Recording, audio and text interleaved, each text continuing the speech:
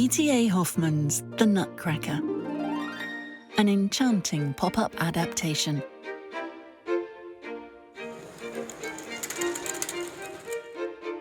Everything about Christmas Eve was good. The sights, the sounds, the smells. It was a wonderland of delight, and it all lay just beyond the keyhole Marie and Fritz took turns peeping through. The smells of spruce tree and puff pastry drifted past the threshold. The sounds of the orchestra sneaked through the hinges. Glimpses of swirling silk gowns and shiny brass buttons and tables covered with gifts and treats made the children bounce on their toes. And behind everything, there was the great, towering tree, festooned with ribbons and baubles and apples and 300 shimmering candles. Just when the children thought they couldn't stand to wait another moment, the doors swung open. Fritz darted into the ballroom, heading straight for a table piled with gifts. Marie hesitated, savouring the music and the glorious sight of the party, then joined her brother.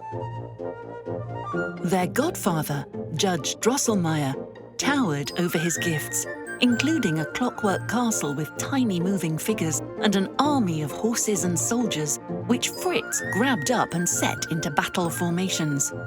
Again, Marie hesitated, eyes searching the table. Godfather Drosselmeyer smiled at her mysteriously, then reached inside his cloak and drew out a curious wooden doll. The doll was smartly dressed, with buttons and trim much like that found on the jackets of the men dancing around them. He had a domed cap and glossy boots, and his hair curved round his face, which held a curious expression, a wide-eyed, pleading grin that Marie felt immediate sympathy for. Judge Drosselmeyer reached into his cloak again, and this time pulled out a walnut. He placed the nut in the doll's teeth, then pulled a lever at its back, and crack! The walnut split into two perfect halves. Marie was entranced. She reached for the Nutcracker and hugged it to her heart. Fritz soon caught sight of the Nutcracker and insisted on a turn with him. He ran for the treats table and dug out the largest nut in the dish, a giant black nut with a shell like stone. He wrenched the Nutcracker open, shoved the nut in and slammed the wooden jaw shut. Crack!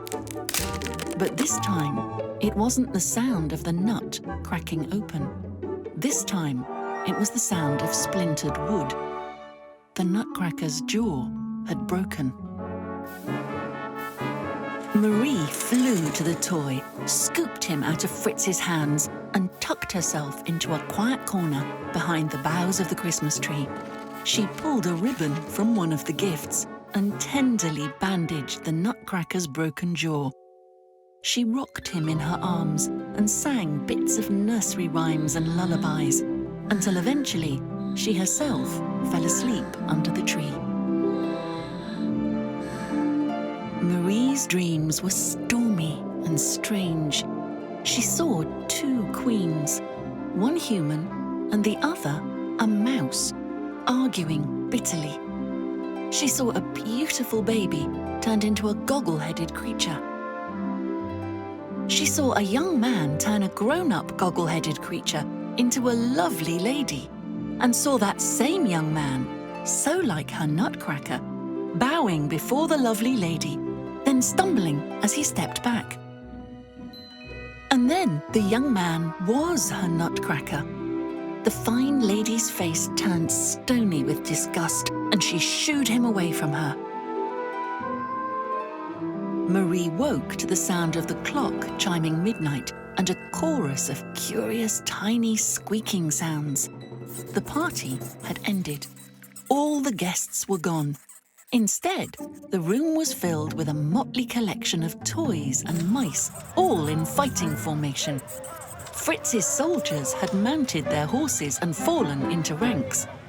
The Nutcracker, her Nutcracker, was positioned at the front of the toy battalion. Together, they faced an enormous army of skittering, squeaking mice with a fearsome seven-headed Mouse King in command. For a moment, the two armies stood their ground. Then, the Mouse King squealed his attack, and everything was a whirlwind of motion. The battle that followed was legendary. There were losses on both sides, but the toy army was badly outnumbered and was soon overcome. The Nutcracker fought to the end, but even he could not subdue the rodent hordes. The Mouse King descended upon him. Marie, terrified for her magical toy, yanked off one of her shoes and threw it with all her might at the Mouse King. The slipper spun through the air for what seemed like hours, then hit the Mouse King with such force, all 7 of his crowns flew into the air, and poof! Just like that, it was over. The Mouse King was vanquished, and his troops scampered a retreat to every corner and hole.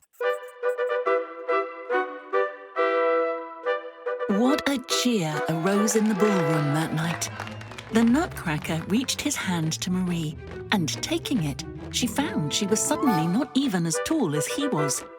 The tables and chairs were like mountains and cliffs around them, and the dolls smiled down at her. The soldiers marched into 2 lines and made an arch of their swords, and the Nutcracker led her deep under the boughs of the Christmas tree. For several minutes, they walked as if through a forest. Eventually, they passed the tree's mighty trunk, and as they did, it began to snow, soft flakes drifting and dancing around them. After some time, they heard the gentle lapping of water, and around a bend in the path, they came upon a small river running past. A swan-shaped boat glowed like a pearl on the water. The Nutcracker lifted Marie in, then climbed in next to her. They drifted past many lands on their journey that night, each more extraordinary than the last. Marie looked on it all with delight, but most of all, she looked at the figure beside her with his enormous head, wooden sword, and wide-eyed grin. To others, he may have looked comical, but to Marie, he was only her dear, wondrous friend. Long into their journey down the river, their boat came to rest on a shimmering shore. There they were greeted by a winged host, the Sugar Plum Fairy. She welcomed them warmly to her kingdom and led them to her palace. Inside, a wondrous hall with soaring gilded ceilings and polished stone floors stretched out in front of them. 2 golden chairs were placed there, perfectly positioned to watch a grand dance performed in their honor. One group after another, the dancers performed.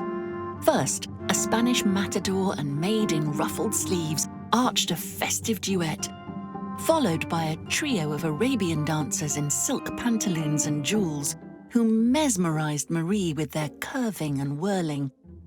Next, 4 Chinese dancers stepped and leapt across the floor and back again, balancing stacks of teetering teacups and twirling and tossing their parasols to dizzying heights. Then, the Russian dancers swirled in, kicking and spinning so quickly they blurred before Marie's eyes. There was a pause in the dancing, and the spectators all craned to see who would be next to perform. Slowly, from behind a heavy tapestry curtain, Mother Ginger appeared with her enormous hair thick with icing and with skirts as wide as a carriage. She made her way across the floor and curtsied to Marie and the Nutcracker, who nodded their approval. Mother Ginger smiled and clapped her hands, and one by one, a line of gingerbread girls and boys tiptoed out from her skirts and pirouetted round the floor. Finally, the Sugar Plum Fairy took the floor. Flowers streamed into the hall and clustered around her in a perfect bouquet. All was quiet. Then the sound of a distant music box drifted in. The fairy began to dance. She floated in front of them, spinning shapes in the air, and the flowers wove patterns around her. The air around her shimmered with magic, and the Nutcracker took Marie's hand and held it tightly. In an evening filled with lovely things, this was the loveliest of all. Marie turned to the Nutcracker and whispered, "You are more dear to me than anything." The air continued to shimmer and sparkle, and Marie looked with wonder all around her, and then at her beloved Nutcracker, who shimmered so hard she blinked, then blinked faster and faster and faster. Blinking, Marie woke up to sun streaming through the tall windows of the ballroom, right into her eyes. She was still in her corner, behind the boughs of the tree. She'd slept there all night. Marie glanced up and was startled to see Godfather Drosselmeyer looking down at her with a laughing grin. He had just arrived and was in his hat and cloak. He winked at her, then stepped aside to reveal another person looking down upon her. Marie's breath caught. How could it be true?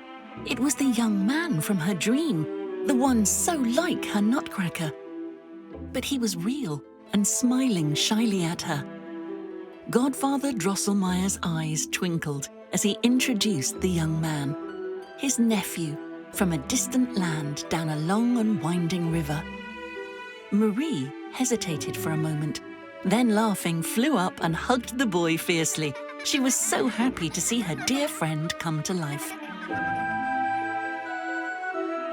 In the years that followed, Marie and the young man became inseparable and grew up to meet all sorts of curious people.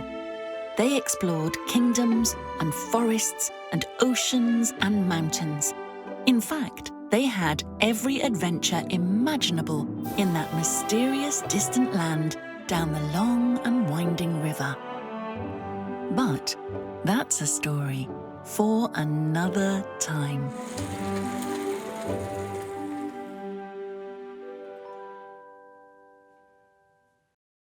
If you don't have Vooks, what are you waiting for? It's a kid-safe, ad-free library full of storybooks that are brought to life. Ask your grown-up and start exploring more fun stories like these.